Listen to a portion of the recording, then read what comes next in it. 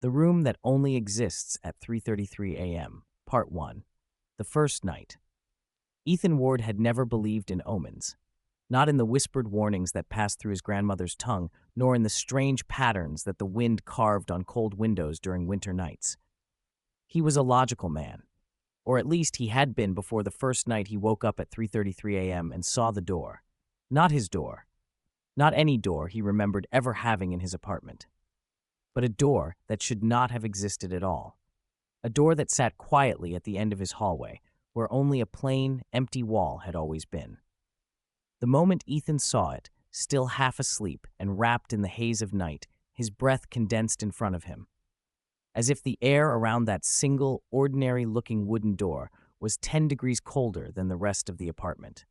The door wasn't new, nor old enough to be part of the building's original architecture. It looked misplaced, as though reality itself had made a mistake and stitched something into the world that didn't belong.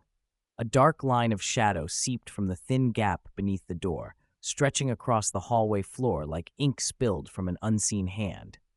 For a long moment, he simply stared at it. The apartment was silent, so silent that even the soft hum of the refrigerator seemed to have stopped. It felt as if the entire world was holding its breath. Then the digital clock on his nightstand beeped once, a single sharp tone cutting the silence. 3:33 a.m. exactly. Ethan rubbed his eyes. He closed them, opened them again. But the door did not disappear. Sleep paralysis? He whispered to the empty air. Hallucination? But he could feel the cold. It slid along his skin, crept under his nails, and nipped at the back of his neck. No hallucination had ever chilled him to the bone. He stepped forward carefully. The old wooden boards groaned under his weight, but the door stood still, as if waiting. The closer he got, the stranger the air became. Not only colder, heavier, thicker. Every breath felt like inhaling invisible dust. The door had no handle. That was the first detail that made his stomach twist. No knob, no latch, nothing. Just a door built to be there but never opened, never meant to be opened. And yet, as Ethan stood in front of it, he felt something on the other side. A presence. Not a person, but not quite an empty void either. Something aware. Something that had been waiting for someone to notice it. He leaned closer. The wood smelled faintly of old libraries, of forgotten paper and dust. Then, thud, a soft knock from the other side. Ethan stumbled backward, heart hammering. His breath hitched, the cold deepened. He watched as a faint pulse of light, golden, sickly, like a dying candle flame, glowed from beneath the door. Another knock, this one slower, deliberate, as if someone were tapping in rhythm. Tap, tap, tap, tap. He didn't recognize the rhythm until he realized it was imitating his heartbeat. Something inside the room, that impossible room, was knocking in time with him. He turned around and ran back to his bedroom, slammed the door, wrapped himself in his blanket like a terrified child. His heart pounded so loudly it drowned out everything else. Then, silence. Complete, absolute stillness. He lay awake until dawn, and when he finally dared to check the hallway again, the wall was normal, the door was gone. No signs of cold, no cracks in the paint, no shadow leaking from any impossible gap, just an ordinary hallway, sunlit and harmless. Ethan told himself he'd imagined it. Stress, sleep disturbance. He had been overworked lately. He was tired. It was nothing. It had to be nothing. But then the next night came, part 2, the second night. Ethan didn't remember falling asleep. One moment he had been lying in bed, eyes wide open, trying to convince himself he would stay awake all night. The next, he was being pulled from a heavy, dreamless void, not by sound, not by movement, but by temperature. The air around him was freezing again. He could see his breath rising like smoke. For a moment, he didn't move. Cold pressed against his skin so sharply that it felt like someone was holding an ice-cold blade against the back of his neck. Then the digital clock on his nightstand glowed, 3:33 a.m., and something in the hallway shifted, a soft crack, like a bone snapping under gentle pressure, then another, and another. Ethan sat up slowly, listening to the impossible sounds echoing through the apartment, sounds that suggested something was being formed, constructed, assembled on the other side of his bedroom door. His heart started pounding. He stood. His hands trembled. The cold intensified as he neared the hallway. When he opened the door, the hallway lights flickered once and then died. Darkness swallowed everything, but he could still see the door. The impossible door. It glowed faintly in the shadows, etched in sickly gold light like it was being carved into reality by invisible hands. The wooden frame pulsed, breathing in slow, rhythmic motions that didn't match Ethan's breath or any heartbeat he had ever known. The chair he had placed there was simply gone. No drag marks, no scratches, no broken pieces, erased, as if it had never existed. He swallowed. Okay, this is a dream. This has to be. Knock. A single strike, sharp enough to echo off the walls. Ethan's voice died in his throat. The knock came again, softer this time, almost polite. He stepped backward. The air squeezed tight around him, like the hallway itself was shrinking. Then a new sound joined the cold. Whispers. Not from behind the door, but from within the walls. It sounded like voices pressed between plaster and wood, muffled and overlapping, speaking in a language Ethan had never heard, but somehow understood the edges of, because the emotion behind the words was unmistakable. Invitation. Come closer. Come open. Come inside. Ethan backed toward his bedroom. Then the door, the impossible door, began to open. Not fully, not all at once. Just a crack, just enough to let something peek through. Golden dust drifted out like particles of ancient paper crushed into air. The shadow beneath the door thickened, spreading outward like oil. The gap widened another inch, and Ethan saw a sliver of a room, but not a room that made sense. It was larger than his hallway should allow. Deep, impossibly deep, stretching far beyond the physical limits of his apartment. A long corridor of shelves, lined with things that moved, turned, shifted, watched. Books with covers that pulsed like skin. Portraits whose eyes glowed faintly, tracking Ethan's movement. Tall grandfather clocks that warbled off-key and flickered between decades of age. He stared, breath held captive in his chest. A feeling washed through him, a feeling he couldn't fully name. Recognition. As if some forgotten part of his soul knew this place, knew it intimately, knew it long before he was ever born. The door opened another inch. Inside the impossible room, a figure moved in the distance. Ethan couldn't make out its shape, only that it was tall, uncomfortably thin, and carrying something that scraped softly across the floor. He took another step back. The figure stopped, turned, and looked straight at him. Even from that impossible distance, 30 feet? 100? Ethan didn't know. He felt the stare bury itself under his skin. It raised its hand in greeting, a long, skeletal hand.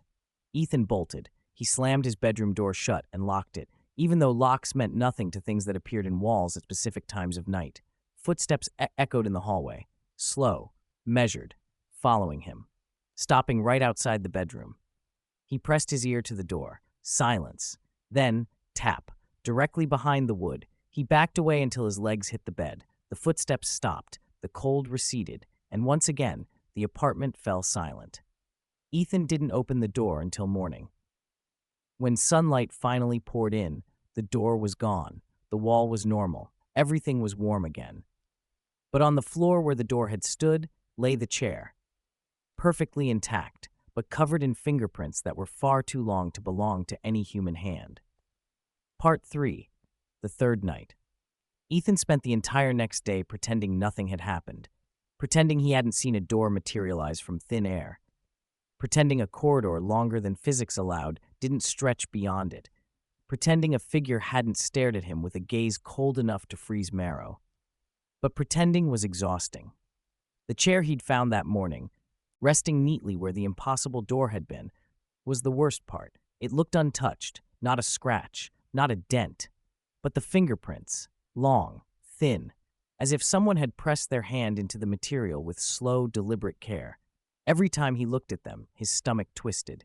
He placed the chair in the dumpster behind the building, ran back upstairs, closed every curtain, turned on every light. Couldn't shake the feeling that the fingerprints hadn't been left on the chair, but inside it. Like the wood had been softened, shaped, gripped from the inside out. The day dragged on endlessly. Every sound made him twitch. Every shadow made him flinch. By evening, he'd convinced himself of one thing. He had to stay awake tonight. He had to. He brewed coffee, then more coffee, then stronger coffee. But fear is a strange thing. It drains the body faster than exhaustion ever could.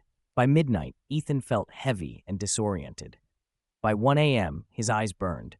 By 2:45 a.m., he couldn't remember what he'd been doing in the last 5 minutes. And by 3:10 a.m., His head hit the pillow. Darkness swallowed him instantly. He woke not to cold, not to whispers, not to fear, but to warmth, gentle warmth, the kind you feel when someone sits at the edge of your bed. Ethan's breath caught. Someone was in the room. His eyelids slowly lifted, and there, in the soft glow of the street lamp that slipped through the curtains, he saw it, a silhouette, sitting, perfectly still, head tilted downward as if watching him sleep. The shape was wrong for a person, too tall, too narrow, limbs too long. His throat tightened, and for a moment he forgot how to breathe. Then, the silhouette leaned closer. Ethan jerked upright, and the room was empty, silent, warm, normal. His heart hammered as he scanned every corner. There was nothing, no movement, no figure, but something was different. His alarm clock glowed, 3:33 a.m. The room vibrated. A low hum rippled through the walls as if a massive engine were buried beneath the building, coming to life after centuries of dormancy. Ethan stood even though his legs shook violently. He reached for the light switch, flicked it on. Nothing happened. The bulb died instantly, popping with a whisper. The hum deepened, the air chilled again, and this time, the cold didn't come from the hallway. It came from inside the bedroom. Ethan backed away from the wall. Frost began to bloom across it, a perfect rectangle of ice tracing the outline of a door that shouldn't exist. His breath fogged the air. The wall cracked, creaked, split, and then the impossible door formed inside his bedroom, just like before, etched in that faint golden light. But this time the glow was stronger, pulsing, alive. Ethan staggered backward until he hit the opposite wall. He couldn't speak, couldn't scream. A whisper drifted from behind the door. "Come back, there is more to see." The voice was genderless, emotionless, ancient. Ethan shook his head. "No, no, no, no." The doorknob turned, slow, soft, patient. "You looked once. You must look again. Nothing opens only once." Ethan braced. The door swung open. The room beyond was different now. No shelves, no portraits, no clocks. This time it looked like a vast, dim library. Endless rows of towering shelves curving into darkness in impossible directions. Some bent upward into spirals, some split into two mid-air, some drifted as if floating. Ethan's eyes widened. Books fluttered open on their own. Pages turned without wind. Ink bled across covers, writing and rewriting words over and over. And at the far end, again, stood the figure. But now Ethan could see it clearly. It was not tall. It was impossibly tall, nearly touching the ceiling, skin pale like pressed parchment, limbs thin and jointed wrong, like someone had assembled it from memory and hadn't gotten the proportions correct. The head was hidden beneath a hood of shifting shadows that never settled into a shape. The figure raised a hand, a gesture that looked almost kind. "You read one page, you must read the rest." Ethan found himself stepping forward, not because he wanted to, because something behind the figure illuminated. A massive book, resting on a stone pedestal. Its cover was bound in cracked leather that shimmered faintly like embered coal. Etched into the surface, the record of unmade moments. Ethan froze. He didn't know how, but he understood the title. It wasn't a book of the past or the future. It recorded moments that should have happened, that almost happened, that would happen if someone wrote them. The figure spoke again. "A room that appears at 3:33 a.m. does not appear to you. It appears for you." Ethan shook his head violently. "What does that mean? What do you want?" The figure tilted its head, a strangely precise motion like a clock hand shifting from minute to minute. "I am not the one who wants. The room wants. You answered. You opened. Now you complete." Ethan backed away. "No, I'm leaving." The figure's shadow stretched across the floor like ink spilling. And then, the door behind Ethan slammed with a deafening finality. A surge of cold wind whipped through the chamber. The figure's voice echoed. "You cannot leave a story unfinished. Not once you have entered it." The floor beneath Ethan shuddered like something massive stirred below. He ran, blindly, desperately, down aisles of impossible geometry, past books that screamed without sound, past portraits that aged and unaged in an instant, past shelves that bent to watch him. But every path twisted back toward the center pedestal. Every turn returned him to the same spot. The same glowing book, the same figure waiting patiently beside it. Ethan fell to his knees, breath ragged.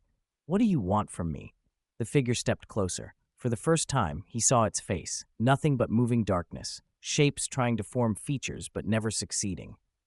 The voice whispered, closer now, almost inside his skull. Write, that is all the room asks. Write what you saw, write what you will see, write what must be remembered. Ethan shook uncontrollably. I'm not a writer. The figure leaned down. You are now. Those who enter always were. You simply had not remembered yet. The book on the pedestal opened on its own. Pages fluttered rapidly until they stopped on a blank page. Ethan's name appeared at the top in shimmering golden ink. Below it, The Room That Only Exists at 3:33 a.m. by Ethan Wells. His stomach dropped. No, that's not my title. I didn't write that. Golden ink dripped from the letters, forming words beneath the title. New sentences, new events, new horrors, events that hadn't happened yet, events that involved him. Ethan screamed and stumbled back, but the book followed, floating, pages unfolding like wings, writing itself, writing him. The figure spoke once more, voice soft, almost gentle. A story that begins itself must be finished by its author, or it will finish the author instead. The room shook violently. The shelves twisted, the air cracked. Ethan reached for the door, the only thing still shaped like an exit, and yanked it open. He stumbled into darkness, fell, hit the floor of his bedroom. The door vanished behind him. He finally understood.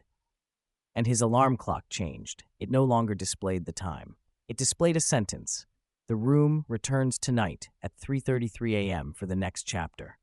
Ethan collapsed to his knees. He finally understood. The room wasn't haunting him. It was using him to write itself into existence. Part 4. The Fourth Night. Ethan didn't sleep the next night. He didn't sit. He didn't blink for too long. He barely moved. He paced the living room with a cup of cold coffee in his hand, staring at the clock on the wall like it was a bomb about to explode. 3:33 a.m., the hour that no longer belonged to the world, the hour that belonged to the room. He felt it even before the numbers changed, the air tightening, the temperature dropping, reality beginning to wrinkle around the edges. But tonight was different. From 2:50 onward, his apartment behaved strangely. Lights flickered in patterns, shadows thickened at the corners like ink soaking into fabric, and time felt wrong. Sometimes he blinked and the clock jumped 8 minutes.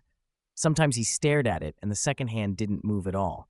At 3:12 a.m., he checked his phone. 3:12 a.m. At 3:17 a.m., he checked again. At 3:21 a.m., he checked the wall clock. 3 a.m. His breath caught. What? No, it's too early. He blinked. 3:27 a.m. He blinked again. 3:33 a.m. He blinked once more, harder this time. His chest tightened. The room was toying with time, manipulating it, twisting it. Not the world outside, just his apartment, just him. He walked toward the hallway, not trusting the time on anything anymore. Floorboards creaked beneath his feet in soft, rhythmic patterns, almost like footsteps following him. He reached the hallway. Everything was still. Everything was wrong. The wall where the door appeared on night 1 was smooth, normal, harmless, but to the right, where nothing had ever been, the wallpaper rippled. Not peeled, not torn, rippled, as if something behind it were breathing. Ethan's voice cracked. Oh God, not in here, not in this room.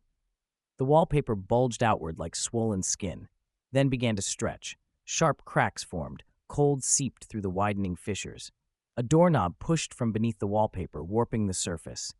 Ethan backed into the opposite wall. No, please, not here. The wallpaper tore open, and the door emerged. Not built, not assembled, born.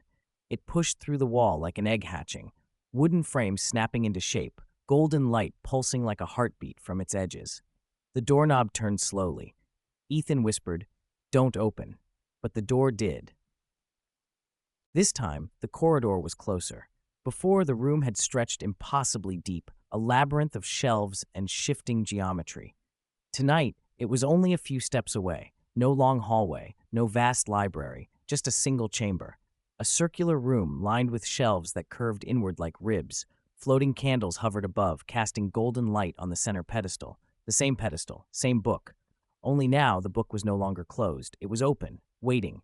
The figure stood behind it. Silent, tall, watching. Ethan whispered, "You're closer tonight." The figure nodded slowly.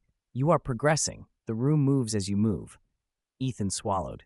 "You mean every night the room gets closer to me?" The figure tilted its head. Only because you were getting closer to it. You woke earlier. You saw more. You remembered. Ethan shook violently. I didn't want to remember. The figure raised a long finger. Wanting is irrelevant. You entered the story. The story enters you. Ethan stumbled backward. The candles flickered as if laughing. He looked at the central book. The pages were filled. Every page he had seen blank before was now covered in golden ink. Lines shifted. Sentences rewrote themselves. Whole paragraphs dissolved and reformed. The book was writing faster now. Not a story, a prophecy. His prophecy. He approached it against his will. Something in the room tugged him forward. Each step felt like walking into deeper water. He reached the pedestal and looked down at the open pages. Words glowed. The fourth night. What he will lose. Ethan's breath stopped. No, no, no, no. What does that mean? The figure stepped closer. The room reveals truths, and the truth requires loss. Ethan shook his head hard. I didn't agree to this. The figure leaned in. You did. You opened the door. But I didn't know. Knowledge is not required for consent. Ethan backed away. What do I lose? The room answered. Not the figure. The room. The walls vibrated. The shelves rattled. The candles flared. Pages in the book turned themselves to the next chapter. Golden ink splashed across the empty page, and a name formed. A name Ethan knew. A name that made his chest collapse inward. Sarah Ward. His sister. He whispered, No, no. She has nothing to do with this.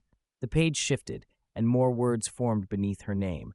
Her memory will not remember you after the sun rises. Ethan staggered back, hand pressed to his mouth. Why? Why her? Why take her memory? The figure answered calmly. A story must erase something to make room for what comes next. Ethan's voice broke. Erase me from her. Only from her mind. Not from the world. A gentle loss. Gentle. The candles shuddered. Books slammed shut. The figure turned its head. Do not shout in the room. It listens. It decides. Do not provoke it. A cold, sharp pain pierced Ethan's chest, sharp enough to drop him to one knee. He clutched at his shirt. What's happening? The figure lowered its head. It begins. The page glowed brighter. A sentence formed. At dawn, she will pass by you and you will be a stranger to her. Ethan's stomach twisted. No, no, I won't let that happen. He grabbed the book. The figure moved instantly, a blur of impossible speed. But Ethan was faster in that moment. He slammed the book shut. Everything stopped. The candles froze mid-flame. Dust motes froze in the air. The room's heartbeat halted. The figure hissed. What have you done? Ethan held the book to his chest. I won't let this happen. I won't open it again. The figure's voice deepened, no longer human, no longer gentle. The room does not wait. The room does not ask. The room writes.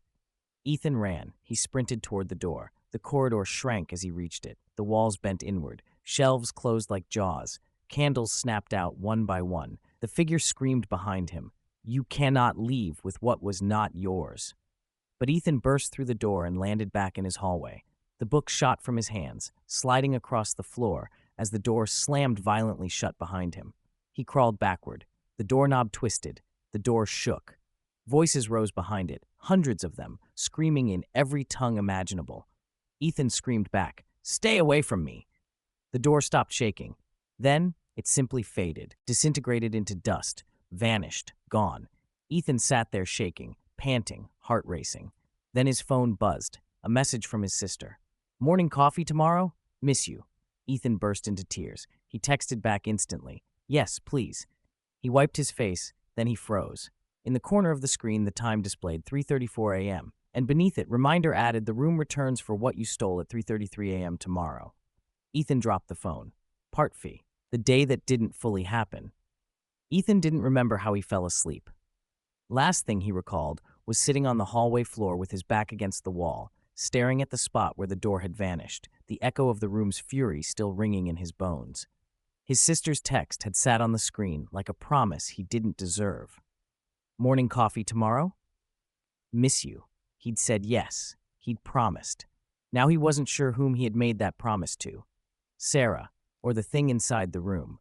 Because if there was one thing he understood now, it was this. The room did not forgive theft, even if what he had stolen was only a moment, only a page, only a glimpse of a future that belonged to it. Eventually, exhaustion smothered him, like someone had pressed a hand over his thoughts and held them down until they stopped struggling. When he opened his eyes again, there was sunlight. real sunlight, not the sickly golden glow of the room, but pale, honest morning light seeping through his curtains. For a few seconds, he dared to believe nothing had changed. His alarm clock showed 8:12 a.m. The time display looked normal again. No sentences, no warnings. The apartment felt warmer, less hostile.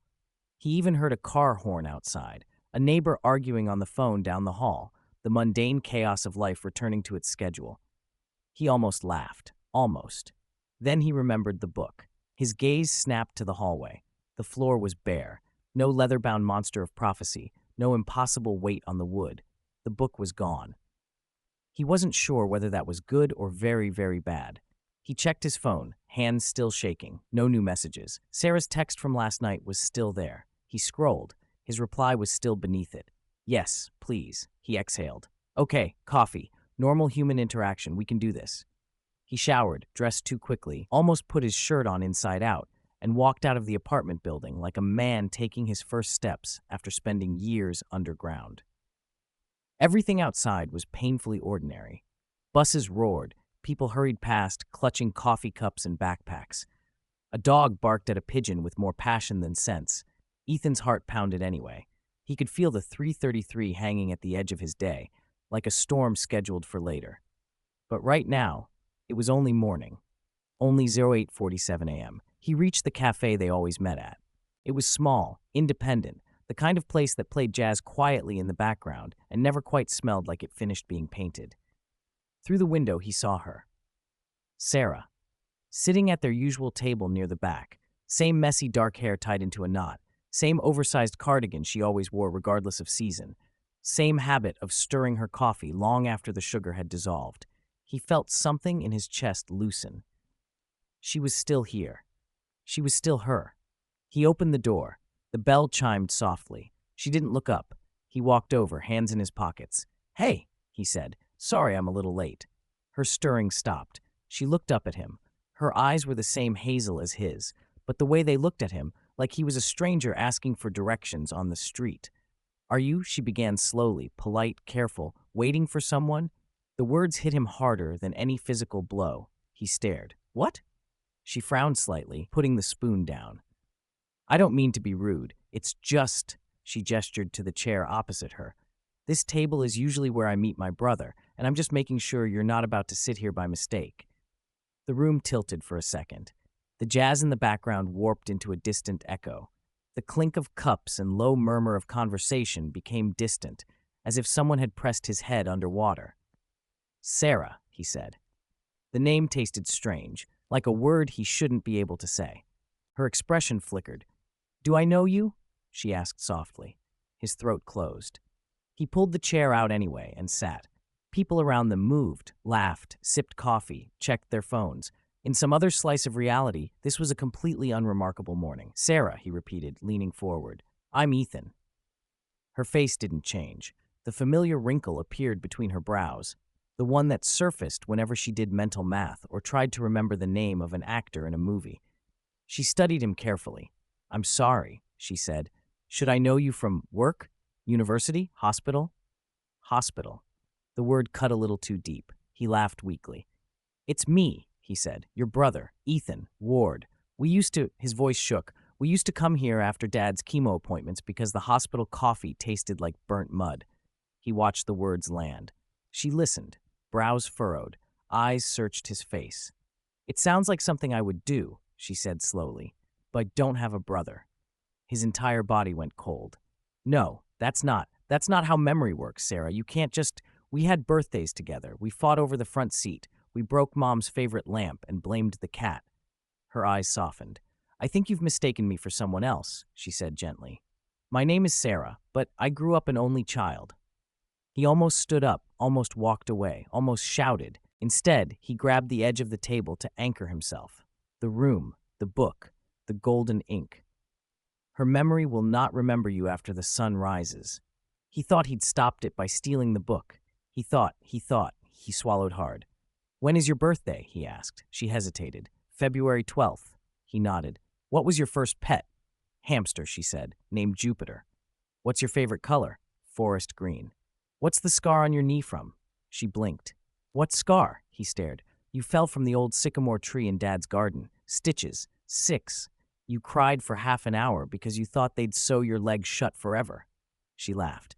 It was the same laugh he knew, warm, surprised, a little muffled by her coffee, but there was no recognition behind it. That sounds dramatic, she said. Are you sure you didn't dream that? Something inside him cracked. He leaned in closer, desperate. Sarah, look at me. Really look. She did. Their eyes locked. For a fraction of a second, the cafe dissolved. Golden light seeped through the cracks in the walls. The hum of the room vibrated through his skull, through her skull.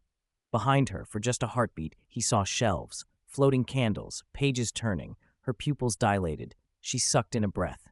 Wait. The cafe snapped back into place. She blinked quickly, rubbing her temple. I'm sorry, she said. I just felt dizzy for a second. He knew then. The room hadn't erased him from existence. Not entirely. It had carved him out of her memory and folded the edges over carefully, like erasing a detail from a painting. But the outline was still there, ghost faint and fragile, waiting. He had brought the room out with him when he dragged that book through the door. And now that same room was hovering around her thoughts like a predator in fog. He straightened slowly. I think, he said carefully, forcing his voice to stay steady, I used to know you. Her gaze softened. You sound sad, she said. Are you okay? He smiled tightly. Just tired, rough week. She nodded sympathetically. I get that. She checked her watch. I'm sorry. I actually have to head to the hospital soon. Morning shift. She hesitated. Whatever you're going through, I hope it gets better. Sometimes our minds rearrange things. Trauma does that, you know? He almost laughed at the understatement of the century. She stood, pulled some coins out for her half-finished coffee, then paused. There was a moment, small, fragile, like a soap bubble drifting between them. Have we, she asked quietly, met here before? He looked at her. A dozen mornings flashed through his mind, shared muffins, shared bad jokes, shared exhaustion. Yes, he wanted to say. He forced himself to shake his head. No, not really. Something in her expression fell. Oh, she said softly. Okay, she smiled, polite, distant, and walked past him. On instinct, his hand moved to reach out, to touch her sleeve, to hold her there just a second longer. His fingers closed around nothing. For a split second, her silhouette blurred, and behind her he saw, just for that moment, the outline of a door. Not in the cafe, in her, like the room had begun to mark her, tag her, the way a hunter marks prey. Then she was gone. The bell chimed again. The cafe breathed, and Ethan sat there alone, his coffee untouched, his heart crushed beneath a weight he couldn't explain to anyone. He stayed there until his legs stopped shaking. Then he went home. The apartment was different. At first glance, nothing had changed. Same narrow hallway, same cheap bookshelf with leaning paperbacks, same half-dead plant by the window refusing to fully live or fully die. But the moment he crossed the threshold, he smelled it, that faint odor of old, dried ink, of yellowed paper. And beneath it, something else. Ozone. The smell right before a lightning strike. He locked the door behind him. A useless habit, he knew, but the ritual gave his hands something to do. He walked down the hallway slowly. Every footstep echoed a little too loudly. He passed the place where the door used to appear. The wall there looked fine at first. Then, when he leaned closer, he saw hairline cracks spiderwebbing from a central point, like something behind it had pushed once, hard. He touched the wall, cold. He jerked his hand back. His fingers came away with flecks of pale dust that shimmered faintly gold in the light. He wiped them off on his jeans. His phone buzzed. He checked it. No new messages. But the time made his throat tighten. 2:12 p.m. The digital numbers fizzled. 2:12 blurred into 2:13, 2:14, 2:15, then snapped back to 2:12. He frowned. He walked to the kitchen. The oven clock said 2:12. The microwave said 2:12. His laptop, however, said 3:07 p.m. Reality was arguing with itself. He opened a browser tab, typed in Time Now into the search bar. The website loaded. 3:07 p.m. He checked his phone again. 2:12. The numbers flickered. Then the phone's screen went black. A line of golden text appeared on it. You stole a page. The room will steal an hour. He stared. Take it, he whispered bitterly. Time doesn't mean much to me anymore. The text shimmered, shifted. Not your hour. He felt his stomach drop. Whose then? The screen stayed blank. He thought of Sarah, her shift, her patience, her life moving on without him in it. He grabbed his coat. He didn't even know where he was going. Hospital? Back to the cafe? Nowhere? He just knew he couldn't stay in the apartment while the room rearranged reality like furniture. He made it as far as the building's front door. His hand reached for the handle and stopped. The hallway outside blurred. The glass in the door fogged up from the inside. Letters drew themselves in the condensation. Stay, his heart hammered. Make me, he muttered. He grabbed the handle. It burned. He yanked his hand back with a shout. A red brand blistered instantly across his skin, a perfect outline of the number, 333. He stared in disbelief, flexed his fingers. The skin throbbed. He tried again anyway, wrapped his shirt around his hand this time, shielding it from the metal, and pulled. The handle didn't budge. The door might as well have been welded shut. He cursed, slammed his shoulder against it, kicked it. Nothing. The building was old. The lock was cheap. By all logic, it should have given way. Instead, it felt like trying to move a mountain. The room had made its decision. If he brought the book out, he wouldn't be going anywhere until it came back. He sagged against the door, breathing hard. Fine, he whispered. Then we wait. The brand on his palm pulsed in time with his heartbeat. 3-3. 3 hours fell apart. He tried to keep track of time. He failed. Sometimes he'd blink and the sky outside would jump from bright afternoon to late evening. Sometimes he'd stare at the clock for what felt like an hour, only to see the minute hands stubbornly stuck in place. He made coffee at what he thought was 5 p.m. The mug was empty when he looked again. He didn't remember drinking it. Once, he caught his own reflection in the mirror, walking away a second later than he did. He stopped looking into mirrors after that. The apartment dimmed slowly, not in the normal way where daylight fades and streetlights take over, but as if someone were turning a giant dimmer switch on reality. Grays thickened, edges blurred, sound grew muffled. By the time his phone finally displayed a solid, non-flickering time, 3:30 a.m., he was sitting on the floor of the hallway again, back against the wall, staring at the place where the door would appear. He didn't bother with coffee this time. He didn't bother pretending he had control. He simply waited. 3:31. He could feel the room gathering itself, breathing in, ready to exhale. The brand on his palm burned. The wall in front of him cracked silently down the center. Light leaked from it, not warm, not inviting, thin, needle-sharp, like the first line of a wound. The crack widened, the wallpaper peeled back in slow motion, wood pushed through plaster. The door assembled itself again, frame, hinges, knob, light. Ethan didn't move. The door finished forming. Then it leaned, not physically, but something in its presence tilted toward him like a head. The knob turned, the door opened. This time, the room on the other side was dark. No candles, no visible shelves, just a vast open space and the sense of height above him and depth below. A voice drifted out, not loud, not angry, almost amused. The author returns for what he owes. Ethan stood slowly. His legs felt numb. "What did I steal?" he asked hoarsely. "Tell me exactly." The room hummed, thinking. Then answer came. An unwritten mercy. A small loss in exchange for what you know. He thought of Sarah again, how her eyes had slid right over him as if he were a stranger. His chest ached. "You call that small?" he whispered. The room's tone didn't change. "She lives. She breathes. She is unharmed. Only her memory of you is gone." It paused. That is mercy in the currency of stories. Ethan shook. "Fine," he said. "You took her memory of me, and now you want, what, an hour?" The room seemed almost pleased. "You read ahead. You took from the page. I take from the clock." He swallowed. "Whose hour?" A single, cold gust of wind swept through his hair. The answer drifted out like a verdict. "Yours. Every night. Until the story ends." He laughed once. It sounded broken. "That's it? You steal an hour of my life every night?" "Not life. Time. You will live. You will not always remember." His skin crawled. "What won't I remember?" The room chuckled. "We begin tonight." The floor under his feet vanished. He fell forward, not down, not up, but sideways, into the room. The door slammed shut behind him. Hours fell apart. He tried to keep track of time. He failed.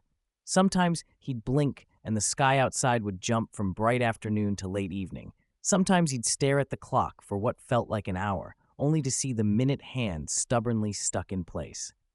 He made coffee at what he thought was 5 p.m. The mug was empty when he looked again. He didn't remember drinking it. Once, he caught his own reflection in the mirror, walking away a second later than he did. He stopped looking into mirrors after that. The apartment dimmed slowly, not in the normal way where daylight fades and streetlights take over, but as if someone were turning a giant dimmer switch on reality. Grays thickened, edges blurred, sound grew muffled. By the time his phone finally displayed a solid, non-flickering time, 3:30 a.m., he was sitting on the floor of the hallway again, back against the wall, staring at the place where the door would appear. He didn't bother with coffee this time. He didn't bother pretending he had control. He simply waited. 3:31:32. He could feel the room gathering itself, breathing in, ready to exhale. The brand on his palm burned. 3:33. The wall in front of him cracked silently down the center. Light leaked from it. Not warm, not inviting. Thin, needle-sharp. Like the first line of a wound, the crack widened. The wallpaper peeled back in slow motion. Wood pushed through plaster. The door assembled itself again. Frame, hinges, knob, light. Ethan didn't move. The door finished forming. Then it leaned, not physically, but something in its presence tilted toward him like a head. The knob turned. The door opened. This time, the room on the other side was dark. No candles, no visible shelves, just a vast open space and the sense of height above him and depth below. A voice drifted out. Not loud, not angry, almost amused. The author returns for what he owes. Ethan stood slowly. His legs felt numb. "What did I steal?" he asked hoarsely. "Tell me exactly." The room hummed, thinking. Then answer came, an unwritten mercy, a small loss in exchange for what you know. He thought of Sarah again, how her eyes had slid right over him as if he were a stranger. His chest ached. "You call that small," he whispered. The room's tone didn't change. "She lives. She breathes. She is unharmed. Only her memory of you is gone." It paused. That is mercy in the currency of stories. Ethan shook. "Fine," he said. "You took her memory of me, and now you want— what? An hour?" The room seemed almost pleased. "You read ahead. You took from the page. I take from the clock." He swallowed. "Whose hour?" A single cold gust of wind swept through his hair. The answer drifted out like a verdict. "Yours. Every night until the story ends." He laughed once. It sounded broken. "That's it? You steal an hour of my life every night?" "Not life. Time. You will live. You will not always remember." His skin crawled. "What won't I remember?" The room chuckled. "We begin tonight." The floor under his feet vanished. He fell forward. Not down, not up, but sideways. Into the room. The door slammed shut behind him. The hour that went missing. Falling didn't feel like falling. It felt like being removed. As if someone had taken a pair of invisible scissors and neatly cut Ethan out of the world for a little while. No wind, no acceleration, no sense of up or down, just absence. The moment stretched into something that wasn't quite time. He tried to scream. His throat didn't answer. He tried to open his eyes. He didn't have eyes to open. He existed only as a thought. I'm not where I was. And then he was somewhere. He slammed back into himself with nauseating force. Pain flashed through his knees, his palms, his wrists. He'd landed hard on what felt like stone. He gasped, the first breath like inhaling ice. The air was cold and thin. He opened his eyes. Darkness greeted him, but not total. Faint lines of light traced patterns on the walls, like veins of gold running through black marble. He pushed himself up slowly. The ground beneath him was smooth stone, etched with circles within circles, each ring filled with tiny symbols that writhed when he looked at them too long. He was in a circular chamber, high ceiling, no visible door, walls curving away into shadow. Above him, nothing. No candles this time, no shelves, just dark, heavy air, pressed in like a closed book around him. "Hello?" he called out, voice echoing strangely, as if it traveled farther than the room should allow. No answer. But the symbols on the floor glowed faintly in response. He looked down. He stood at the center of the circles. Under his feet, in the very middle, was a single phrase written in that glowing golden script. He bent to read it. "The hour you owe," he swallowed. "So this is where you— take it," he whispered into the chamber. "My hour." Something moved behind him. He spun. In the far curve of the room, a figure sat on a low stone bench. Not the tall, impossible archivist he'd seen before. A person. A man. Middle-aged. Hair graying at the temples. Wearing a hospital gown, of all things, bare feet pale against the stone. The man stared straight ahead, eyes unfocused. "Hey," Ethan said cautiously. "Are you okay?" The man's pupils slowly dragged themselves toward Ethan, as if pulled by invisible hooks. "Is it my turn?" the man asked. His voice was thin, tired. Ethan stepped closer. "What do you mean your turn?" The man blinked slowly. "For the hour," he said. "They take us one by one, sit us here, make us forget, then drop us back." Ethan's skin crawled. "How long have you been here?" The man frowned faintly. "I don't know," he said after a while. "They keep taking the knowing." Ethan's throat tightened. "What's your name?" The man opened his mouth, closed it, brows furrowed. "I had one," he said. "It used to mean something. Wife used it. Kids. The room took that first." Ethan took a breath that hurt. This is where it steals from us," he said quietly. The man gave an almost apologetic half-smile. "It doesn't steal," he said. "It edits." He lifted a hand, traced a shaky circle in the air. Snips, rearranges, moves people from one life to another without the thread that tied them. He chuckled hoarsely. "You think you still have your life. You just don't remember where it was damaged." Ethan moved closer. "How many of us are there?" The man looked at him fully. "So you're new?" Ethan swallowed. "Yes." The man stared at him, eyes as hollow as a house long abandoned. "Too many," he said. Behind him, for just a moment, Ethan saw more shapes, sitting, lying, standing against the wall. Men, women, young, old. No one spoke. No one moved much. They existed like bookmarks, lodged between pages the story hadn't decided to read yet. The floor vibrated. A low hum filled the chamber. Golden lines brightened around Ethan's feet, forming a ring of light that trapped him in place. The man on the bench leaned back, closing his eyes. "Looks like it's your turn," he murmured. "Enjoy the gap." The words didn't make sense until the room spoke. Not with the archivist's voice, not with the whisper of pages, but with a sound like thousands of clocks ticking in unison, a chorus of seconds passing judgment. "You entered early. You read ahead. You stole a mercy. The hour you owe will be taken from what you are." Ethan shouted, "I already lost my sister." The ticking rose in intensity. You lost her memory of you, not yours of her, a fair trade for what you read. He felt something hook behind his ribs. He doubled over. Pain lanced through him, not sharp like a wound, but deep and pulling, as if someone were slowly drawing out a thread from his chest. He screamed. The others in the room didn't look up. They'd screamed too once. The golden ring around his feet flared. The room spoke again. "You will not age faster. You will not die sooner. You will simply have less of yourself." His thoughts flickered. Memories flashed. Him and Sarah as kids, drawing chalk galaxies on the driveway. First day at university, the smell of cheap beer and possibility. The first time he'd walked into this apartment, dust motes floating like lazy ghosts in new light. They shook, blurred, like someone had dipped his memories in water and smeared the edges. "Stop!" he shouted hoarsely. "Stop!" The pull intensified. He felt something go. Not a memory, not exactly. More like the space around memories, the warmth that framed them, the thing that made them feel truly his. His knees hit the floor. He panted. His pulse roared in his ears. The room quieted. The golden circle dimmed. 1 hour has been removed from your thread of self. You will continue. You will not know where it was cut. And with that, the floor opened. He dropped through the circles, fell sideways again, out of time.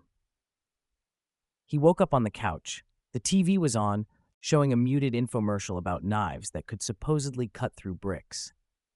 His phone lay on his chest. A cold mug of coffee stood on the table. He stared at the scene. He had no memory of turning on the TV, no memory of making coffee, no memory of lying down.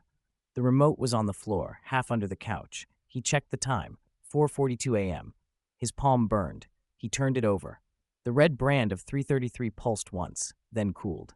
He sat up slowly. Everything was wrong in a way that didn't immediately show. The apartment looked the same. He recognized every object. He knew where the mugs were, where he kept the cereal, which floorboard creaked by the bedroom. But he felt altered, like someone had taken a book he'd read 100 times and removed one chapter. He still knew the story, still knew how it ended, but something emotional in the middle was missing. He pressed his fingers against his temple. Static buzzed at the edges of his thoughts. What did he do before the couch? Before the infomercial? He remembered the door forming, the room, falling, the hour chamber, the man in the hospital gown, the voices. He remembered all of that. But there was a gap just earlier, going home from the cafe. Did he ride the bus? Walk? Take a different route? His mind showed him 3 different versions at once and then blurred them all into fog. He exhaled slowly. So that's how it works, he muttered. You don't erase events, you erase continuity. He wasn't losing facts. He was losing his sense of himself. Piece by piece, an hour cut out here, another there. Leave enough holes and eventually the whole tapestry falls apart. The TV clicked off on its own. The apartment sighed. He stood, made his way to the bathroom, turned on the light, looked in the mirror, and froze. His reflection stared back. Same face, same tired eyes, same mess of dark hair. But behind him, in the mirror only, the door stood in the hallway. Open. The room yawned on the other side, a black throat. He spun around, hallway empty. He turned back to the mirror. The door was still there, only in the glass. His reflection looked at it. He watched his own shoulders tense. He whispered, "You're not done, are you?" The mirror, Ethan's lips curled into a humorless smile. "Would you be?" he heard himself say. But he hadn't spoken. His own voice, slightly delayed, came from the other side of the glass. His reflection turned its head and looked at him directly, not quite matching his own motion, not quite synced. "Hello," the reflected version of him said quietly. Ethan felt ice crawl down his spine. "Who are you?" he whispered.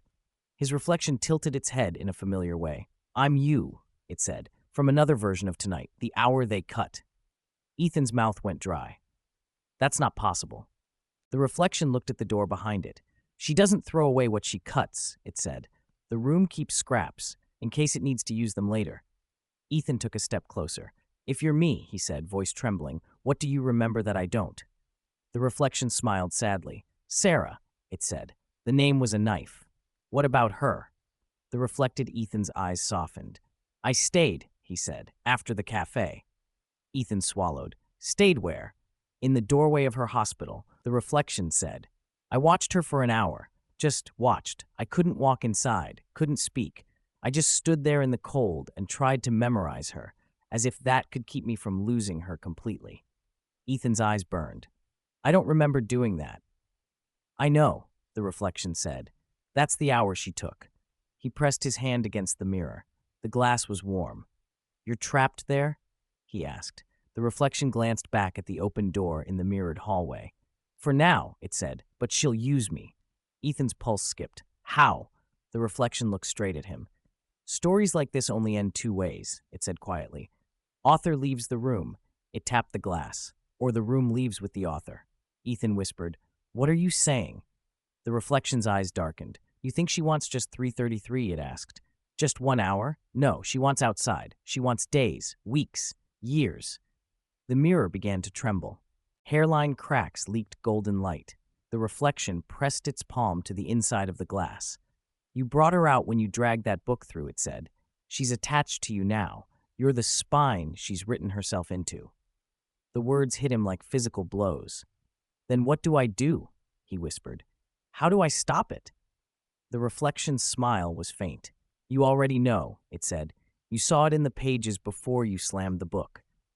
Ethan shook his head desperately. "I don't remember." "That's the point," the reflection said.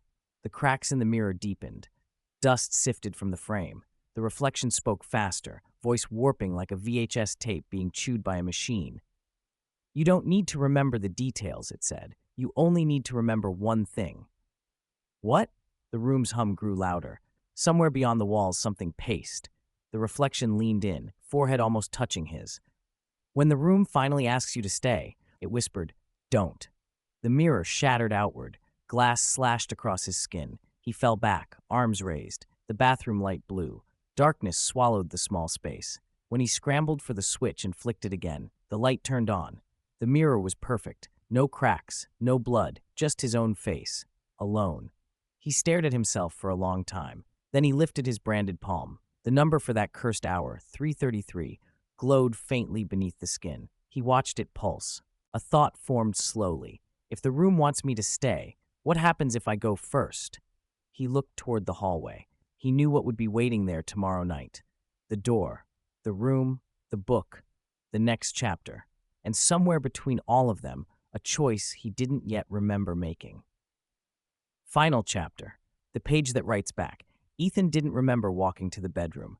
One moment he was standing in the bathroom, staring at the unbroken mirror and the fading brand on his palm, and the next he was in his bed, sitting upright, breathing hard like he'd run miles. The house felt wrong again, not haunted wrong, worn wrong, threadbare, like a fabric that had been washed too many times and began to come apart at the seams. He rubbed his hands through his hair.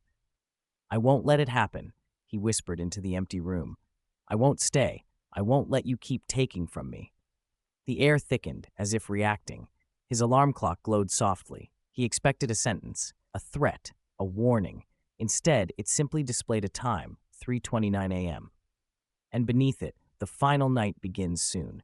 He felt his heartbeat in the inside of his skull. The room wasn't hiding anymore. It wasn't pretending to be a dream, or a vision, or a glitch in time.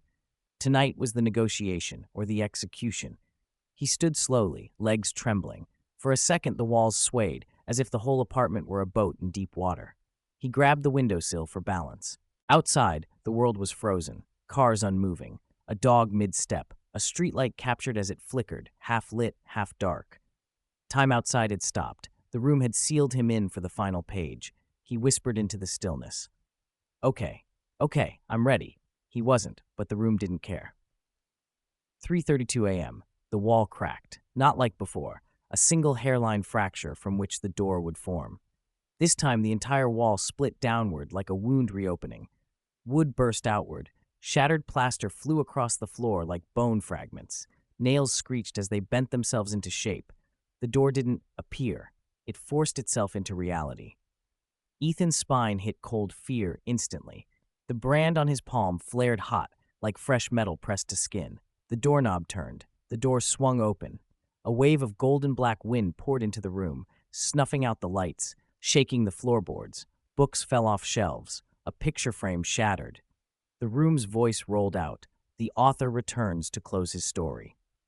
Ethan swallowed hard. He stepped toward the doorway. His feet moved without permission, as if the floor itself were sliding him forward. He took a single breath. Cold, sharp, electric. Then he walked inside. The room had changed. He expected the library, the endless corridors, the floating candles. He expected the central pedestal. None of it was there. The space was enormous, but not infinite like before. Like a cathedral built by someone who didn't remember how buildings worked but loved the idea of worship. Columns spiraled upward, disappearing into shadow. The stone floor was carved with thousands of pages worth of text, words he couldn't read, letters that rearranged themselves when he blinked. In the center of the massive chamber was a raised platform, and on it, the book. Still open, pages fluttering as if caught in a breeze that didn't exist. The archivist stood beside it, the tall, parchment-skinned figure, limbs too long, face too absent. But tonight, something else stood across from it. A woman, hair long, dress old-fashioned, skin pale. She stood so still, Ethan thought she was carved from marble. Then she blinked. He froze. She looked at him. "Welcome," she said softly. Her voice echoed, not as haunting as the archivist's, not as empty, human, too human. Ethan took a shaky step toward her. Who are you?" She smiled sadly. "Once," she said, "I was the author before you." He staggered. "No, how?" She gestured around the chamber. "The room chooses writers," she said. "Always has, always will." Her eyes were tired, beautiful, and deeply wrong. "I wrote it," she said, "and then it wrote me." Ethan's mind flashed back to the reflection in the mirror. "You're the spine she's written herself into." The woman walked closer. She wasn't transparent, not ghostly, not monstrous. She was just wrong by degrees. Too quiet, too smooth, like something polished a person into a memory of themselves. "You took the book," she said gently. "That was brave." Ethan clenched his fists. "I won't let it take anyone else." She tilted her head. "It already has." He froze. "Who?" She stepped aside, and the archivist moved. It parted like a curtain of shadow. Behind it stood Sarah, her hospital scrubs torn at the shoulder, her ID badge cracked, her hair wild, her eyes blank. Ethan choked out a breath. "Sarah! Sarah, no, please." She didn't move. She didn't blink. She simply stared past him as if he were made of smoke. The woman beside him said quietly, "She followed you. Not here. Out there." Ethan's heart crumbled in his chest. No, she didn't." The woman placed a cold hand on his arm. "She saw you disappear," she said. "She saw your apartment lights flicker. She came looking. The hour took her, Ethan, because you broke the rule. He shook violently. This is my fault. God, this is my fault. The woman nodded sadly. Yes, but, she added carefully, she's not gone. Not yet. Ethan lifted his head. What do I have to do? The archivist stepped forward, towering, skeletal, otherworldly. Its voice split the air. Right. Finish what you began. The book flipped its pages violently until it reached a blank page. A pen formed from golden light hovered above it. The woman whispered, This is the choice. Ethan swallowed. What choice? To write your ending, she said, and whose ending it becomes. Ethan's voice shook. Is there a way to save Sarah? The woman looked away. Yes, but only if someone else replaces her. He froze. Replaces her? The woman nodded slowly. The room does not take lives, she said. It takes roles, places, threads. She placed a hand on the book. Sarah has taken your. Ethan's mind snapped. What? She stands now where you should stand, she said softly. Between worlds, between pages. The archivist's voice echoed. A void cannot stay empty. An author must be chosen. The woman looked at him, eyes filled with sorrow. You removed yourself from her story, she said, so the room removed her from yours. He shook. No, this isn't happening. She stepped closer until her face was inches from his. You can save her, she whispered. You must take her place. Ethan staggered back. You mean I stay in the room forever? The archivist answered, yes. Ethan's throat tightened. And if I don't, the woman stepped back. Then she becomes the next author. He collapsed to his knees. No, I can't. She can't. The room hummed. The archivist lifted a long hand. The book glowed. The final page awaits your word. Ethan forced himself to his feet. He looked at Sarah. Her eyes met his for a single second, softening, flickering, as if a tiny spark of memory tried to burn through the fog.